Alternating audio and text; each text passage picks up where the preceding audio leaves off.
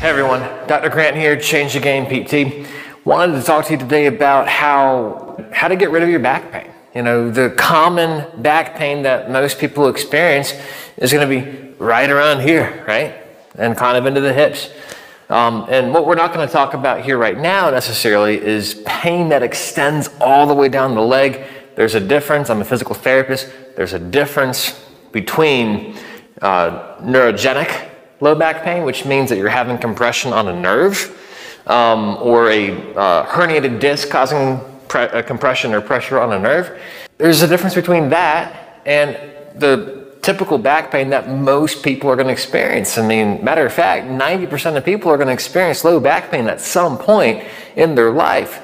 And so with where you're at with your back pain, you understand the best thing that you can do is to get treated or evaluated and treated by a physical therapist. But, you know, if you're having back pain right now, a common place is going to be right here. If you can kind of feel these bones right here in the back of your hips, we're going to have right off to the side a muscle called the gluteus medius. It kind of lays in between the gluteus maximus and the gluteus minimus, and it's a muscle that so often causes the back pain that people experience. And golfers experience it very, very, very commonly. And the majority of the time, their back really isn't the issue. It's actually their hips. And so, while the back still does play an issue for some people, but what we're going to talk about is this one in particular, the gluteus medius. What you're going to see here is me demonstrating kind of what we're going to go through. What we need to go through here is kind of taking care of that muscle. It's kind of angry, it's inflamed, whatever you want to say. Really, it's just, it needs to be strengthened ultimately. But because it's in this acute phase of having pain, and it's causing you, discomfort, being able to bend forward, bend back, being able to rotate and turn, lift things, reach overhead, just everyday things, you're going to need to start here, where you take your thumb and you put it into the muscle on the side of your hip as you're laying here on your side. Now, here we want to make sure that, you can find the bone above, and you got the bone kind of in the backside of the back, and then you're going to find that muscle in between, and what you're going to do is you're going to lift that leg up. You're going to lift it up in front of you, you're going to lift it up and away from you, as I'm demonstrating here, and you're going to do that 10 times. And you're going to see, it's going to probably start feeling a little bit better. Now what I want you to do is put some pressure there. Again, lift up that leg. See if you can hold it for 30 seconds. Are you able to hold it for 30 seconds? It's very commonly people that are very strong even, but are in these acute back pain episodes. This is a really tough exercise, a really tough position to hold, and it's because this muscle often gets a little neglected or overused. It starts causing pain referral patterns. And so were you able to hold that for 30 seconds? If you were, great. Keep working at it. Keep improving that.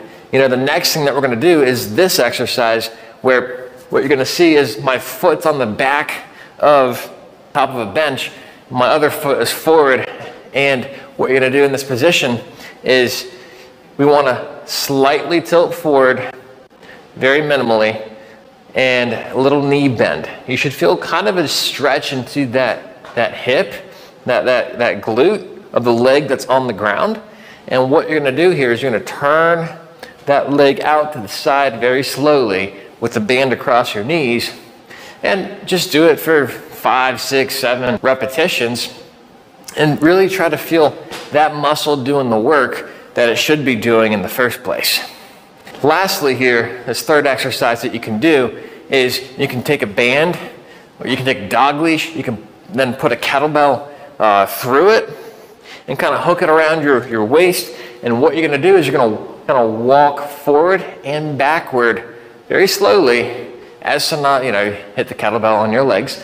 And as you do this, you should start to feel kind of that area, those muscles, the gluteus medius muscles, and you should really start to feel them contract and burn and really start to work really hard here.